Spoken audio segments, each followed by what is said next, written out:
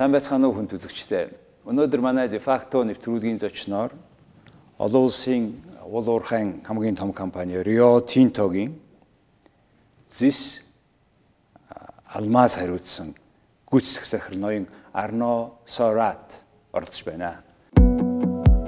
Арнауд Суарат оюутлогоо компанийн төлөөлөн удирдах зөвлөлийн гишүүн. Арнауд Суарат нь 2018 оны 9-р сард оюутлогоо компанийн төлөөлөн удирдах зөвлөлийн гишүүнээр томилогдсон.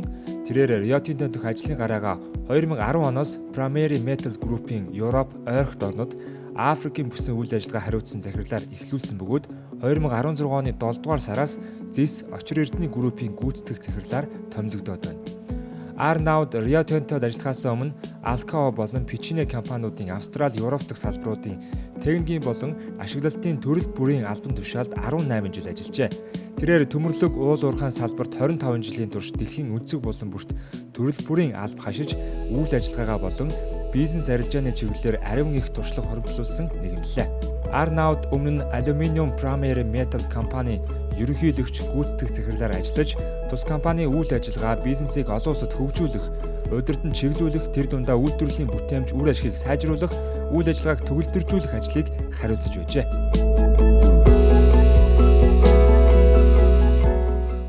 Good evening. Good evening, Jargal. Or should I say Jargal de facto. Okay.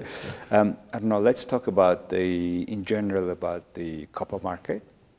And if you take the whole market, how many percent you and BHP in between you produce? And what's perspective for next year or in the future? Yes. So the copper market is a very good market. It's the fundamentals are very sound. If you look at the demand, we are predicting that the demand will grow by 2 to 3% per year. And this is supported by some major transformations in society. All over the world, there is, particularly in emerging economies, there is more industrialization, more urbanization. There is also a drive towards renewable energy and electrical vehicles. And when you look at all of those major changes, they need more copper. So for example, if you compare a traditional vehicle with an electrical vehicle will use up to 5 times more copper. And so this demand is very healthy. On the supply side, what we're seeing is our competitors, unlike Rio Tinto, haven't invested enough in copper in the past. So there is a natural decline in the production of copper, which is like any mine. It's because the grades are declining with time, and also some mines come to the end of their life, and new mines need to be opened. And what we've seen in the past 5 to 7 years is there haven't been enough new projects that have started, new mines in copper, to compensate for this decline and to also address the future demand, which is going to continue growing. So when you put the two together, most, if not all, of the players in the market of copper are forecasting a market which is going to become undersupplied in the early 2020s. Early 20. So, do you expect the increase of price with that?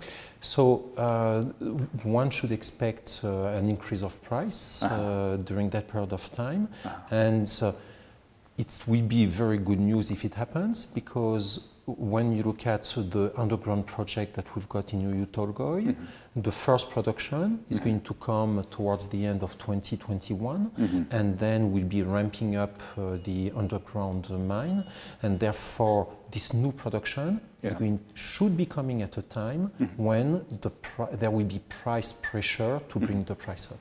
Well, that's in a very generally good coincidence that our project is finishing, producing, and recently also your Q3 report was saying that the project may be a little bit delayed, or will it be any reflection?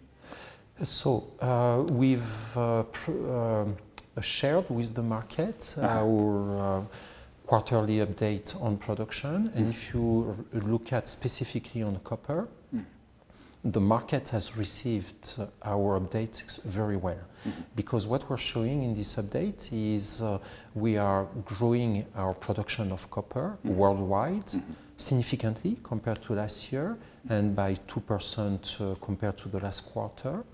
And in this disclosure, we also shared an update on the underground project, as we do on a regular basis. And we've just completed quite a formal, detailed review of the underground project.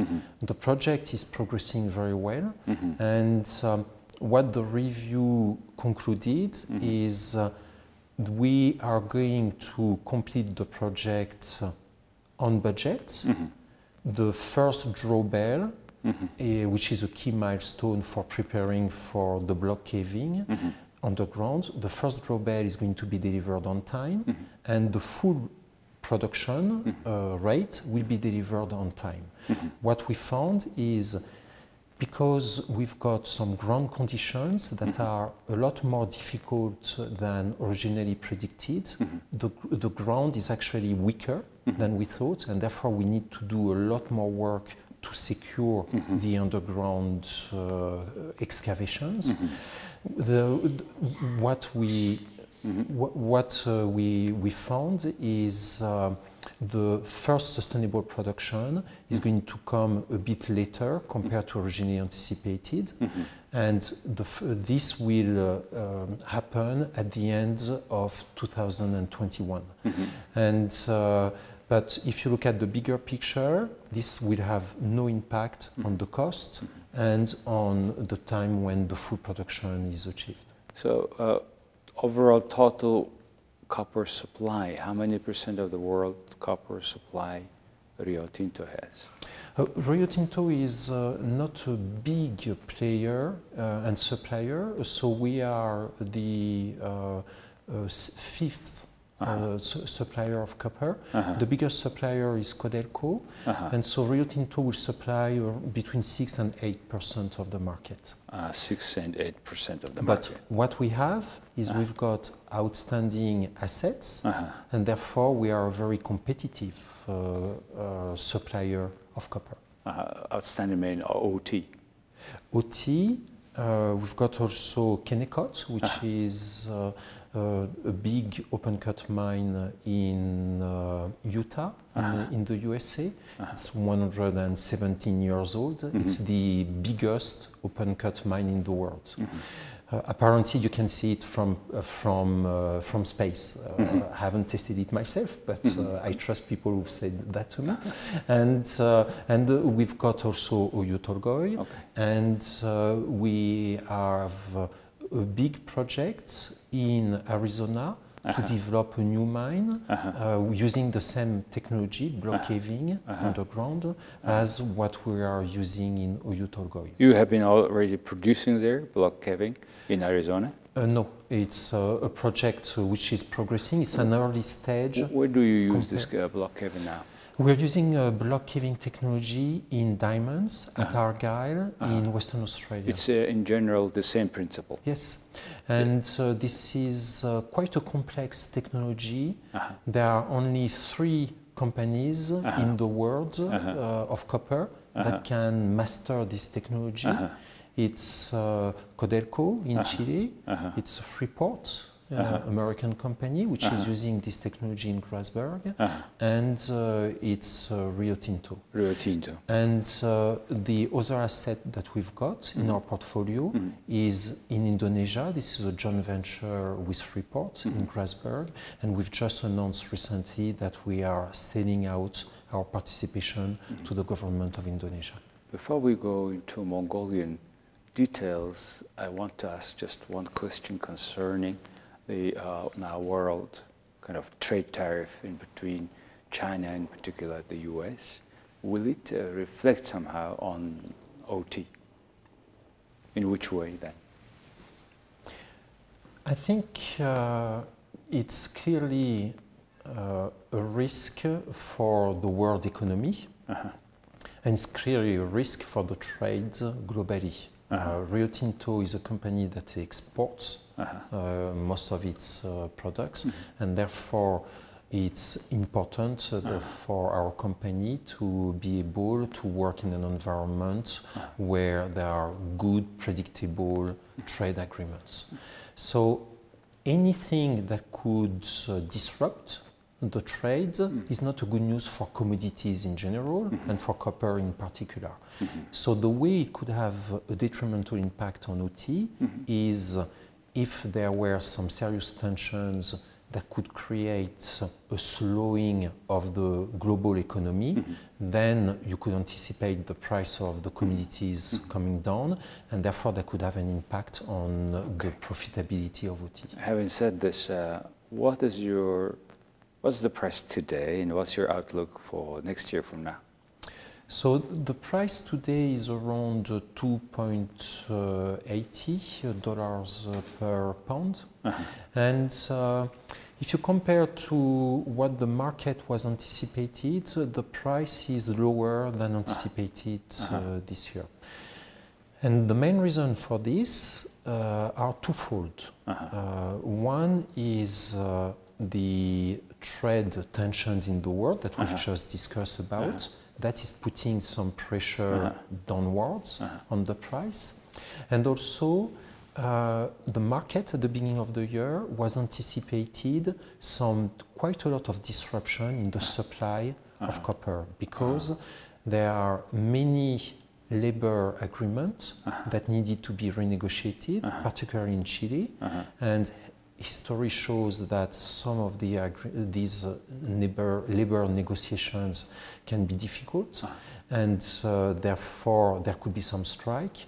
And typically, on an average a year, 5% of the worldwide supply is lost because of different problems. So it could be labor related, it could be weather related, technical issues, and so on.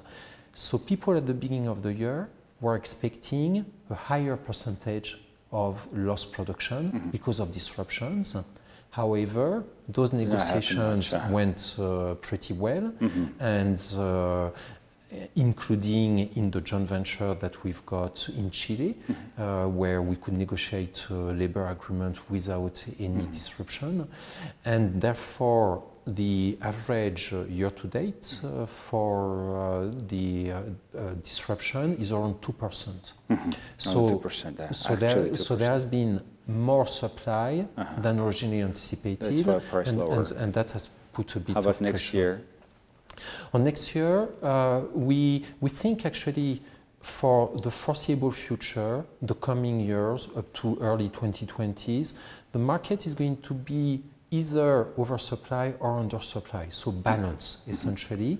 And therefore we think that the price will be pretty similar to what it is now, with some variability. What is in terms of in tons in US dollar? Tons and US dollar? That's around $6,500 per ton. $6,500 $7,000 per ton. Well, I'm asking this one because Mongolian budget, 80% of our export depends on the mining, and 40% both dependent on copper. So that's why it is also a key issue for Mongolian budget. Yes. So now let's go to OT.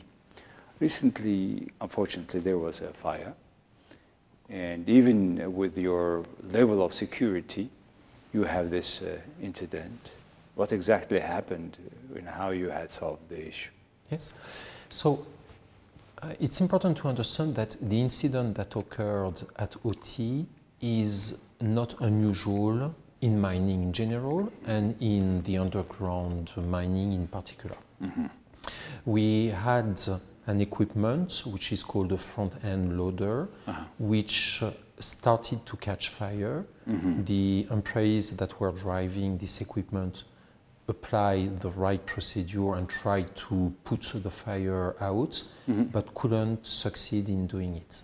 And therefore they alerted their supervisors, and we started to apply our procedure. In this case, what we do is we take no risk. We focus absolutely on the safety of our people, and every employee went, as they were trained, went into refuge chambers. And we used a team of mine rescuers made of Mongolian employees, and we managed this incident extremely well, very professionally, to the extent that no one got injured. I understood it was female. There were female, so some of them were female. Were they on the surface or under the ground? How does the system work? I mean, because you go now, how many meters go down first? 1.3 kilometers. So 1.3 kilometers you go down. Yes. The lift, I saw the huge lift, and it takes several minutes. Yes, yes. And then within, how many people you can go out with one shaft? Typically we've got around 50 people that we can come bring out. One uplift. And so what we did is the emergency rescue team went underground and they applied the procedures that they were trained for. And we were able to extract our 504 employees that were working underground in a very orderly fashion, and no one got injured. Was any kind of smoke inside all this, or problem with oxygen and no, panic? So yes, there is smoke, and that's why people went into the chamber, the refuge chamber. Where they are supposed to go. I mean, they are trained to go. They are trained to go there. If there is something emergency, they should go. And in those refuge chambers, there is oxygen, and therefore people are protected from the smoke. And that means you can isolate that chamber from the tunnel that goes to the fire. Yes, exactly. Wow. So it's a very safe place. How far it was from that chamber to the fire? It's not just one chamber, it's many chambers. So as a precaution, we ask everyone who worked underground, whether they were close to the fire or far away from the fire, whether they could be exposed to the smoke or not, we ask everyone to go to the chambers. And then what we did is we selected which chamber to evacuate first, and that was done in a very orderly fashion. So the very strong focus that we've been putting on training our local employees, and as you know now we've got more than 16,000 employees, and 94% of them are from Mongolia. So 95? 94%. So Oyu Tolgoi is now the biggest private employer in Mongolia. And we've been putting a very strong focus from day one on training our people to the highest standards. And what they did for the management of this fire and the safe evacuation of our people was absolutely world class. Well, it's indeed this daily training paid off. In the emergency you have tested. Certainly you made certain lessons out of all what happened. Probably you're going to improve some things better. And overall, it was a very expensive thing, this fire. And you know, they did not our number one priority is safety. So that was our focus. And we gave time for the police to investigate the vehicle, and then they gave us the right to restart the mine. And so after a few days, all the activities underground restarted. For that, you took off all bad air to the outside. Yes, because you see what happens is there is a very strong ventilation, and so whatever smoke came from the fire was evacuated with the ventilation, and we had very precise measurements of the quality of the air, and that's how we decided, now this chamber, the air outside is very safe, so let's go and evacuate the people.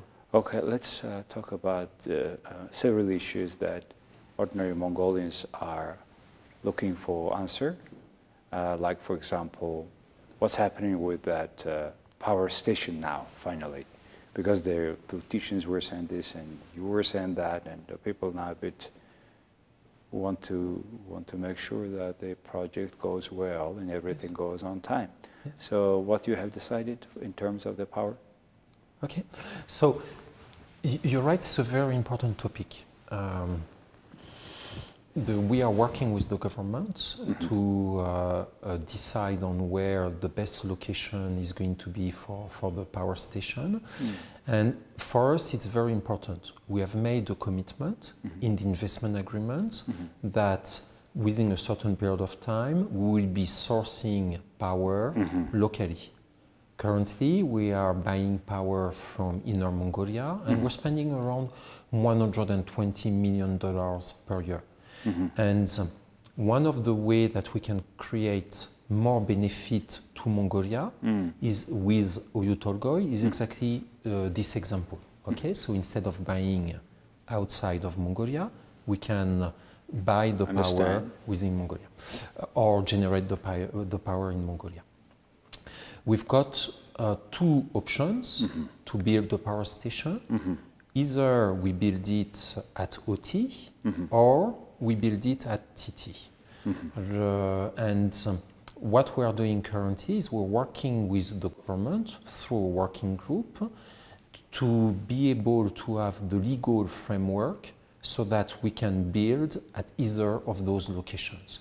Currently, we cannot build a power station because we don't have a license to do it at OT, and we will not have enough time to be able to build it at TT. So we are working with the government to decide what is the legal framework that we're going to have to be able to build a power station in the country. So you are more trying to have just the licenses make OT, the power stations at OT? We're open. It can be either OT or TT. It depends on... So when this will be solved? It has to be solved in the coming days because I am going to go to the Rio Tinto Investment Committee and to the board next month. And so in the coming days, we need to have a decision with a legal framework that tells us this is now we are empowered and we've got the legal support to be able to build a power station. Will it be a kind of problem when you make now power stations, you mine yourself, you have a road, probably down the road there will be a railway, too much concentration of all value chain stages in one hand? You know, if someone wants to build the power station for us, we're very open for it. Okay, so we don't have to do it ourselves. What will be the size? Others can do it. Size of power station? It's going to be around 300 megawatts. 300 megawatts. Yes. Well, still it is not a very small one, not very big one, though. You require additional investment. If we were to do it ourselves, we require additional investment. If others want to invest in it, then we can contract and buy the power. And what is the option of the TT? How about making that stations at TT? Yes, so we've done already a lot of work. We've got quite a big engineering team in the country and overseas working on developing the power station project. And most of the work has been done on OT. So in OT, we've got a very clear idea of the quality of the ground, of the availability of water, and so on and so forth. Okay? So we know that we can build a power station in less than 4 years at OT. If the government prefers us to build it at TT. We're open to it, but we need to do a lot more studies. And in particular, we need to ensure that there is going to be enough water for a power station and for all the projects that the country wants to do to develop the TT deposit, like coal washing, concentration, and so on. And so that requires a lot more time to be able to do it. But the main issue is coal. And therefore, we will need a total of 6 years to be able to do the studies at TT and build the power station there. Okay. And so that's why we need a legal agreement to enable us to be able to do it within a period of 6 years. So the OT case would be, at the OT case will be around 4 years. The other one is a little bit longer. Yes, I understand. Yes. Okay, let's talk to a little bit about the,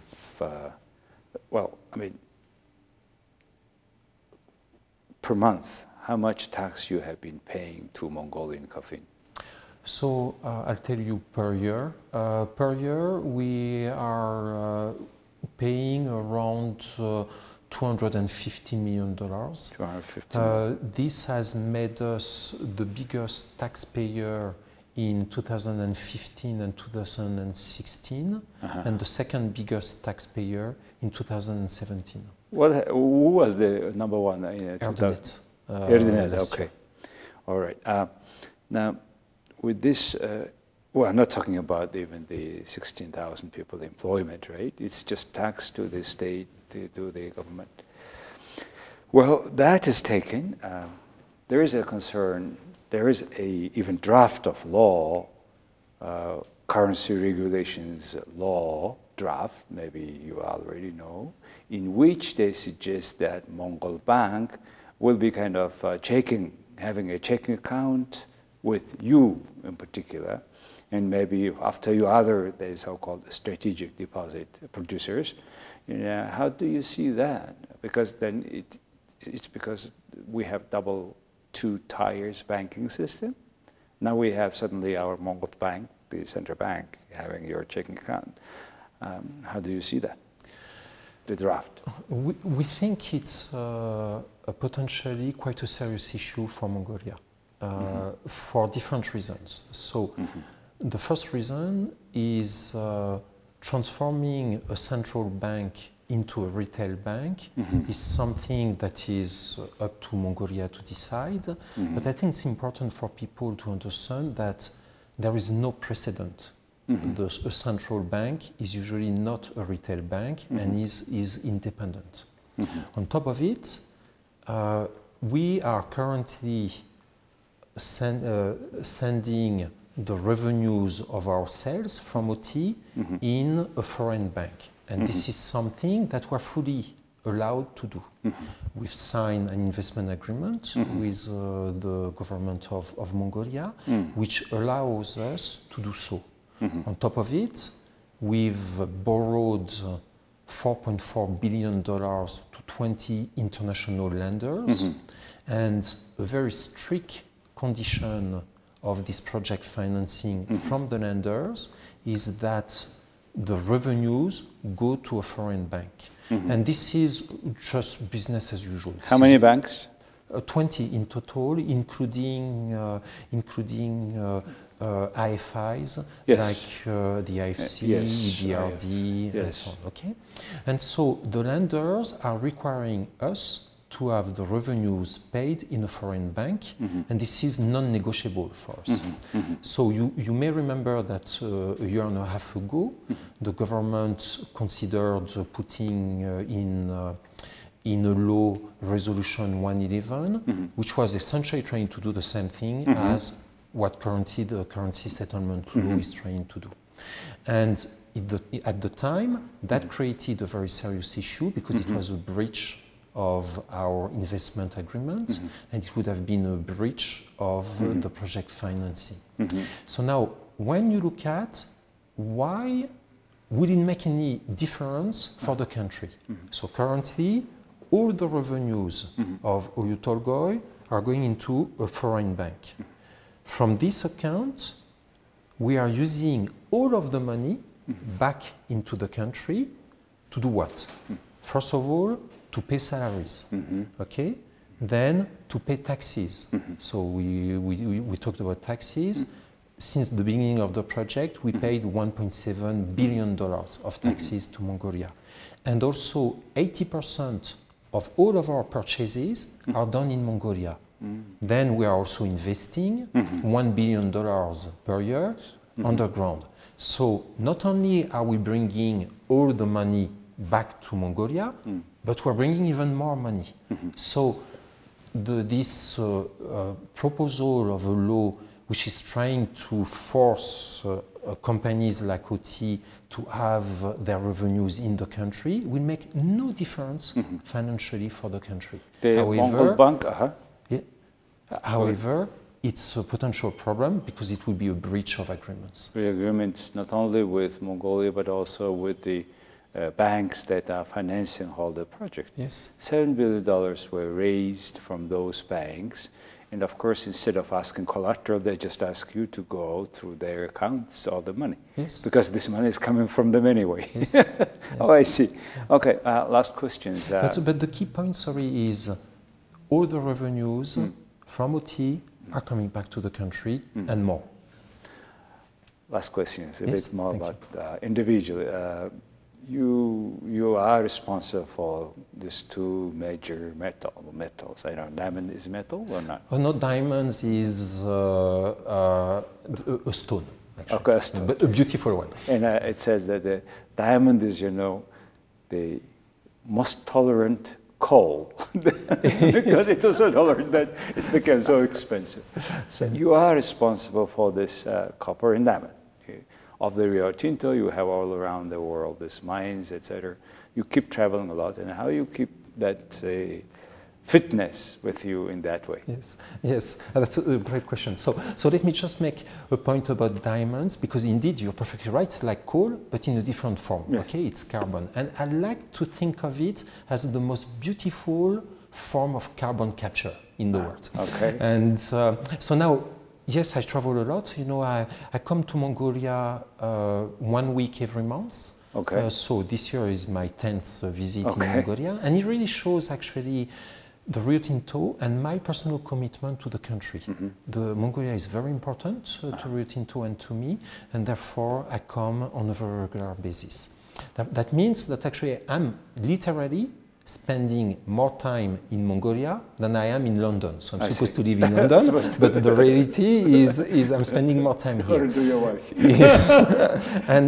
and so, yes, indeed, because I'm traveling all over the world, jet lag is quite a challenge. The way I'm actually managing the jet lag, I found the recipe for me. I do a lot of sports.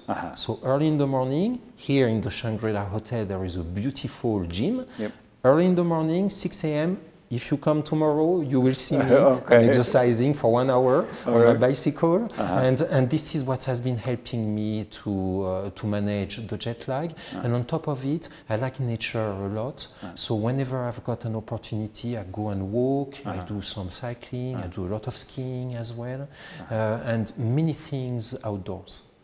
Yeah, you do well with that, certainly. And with your leadership, I hope the whole project will go on time.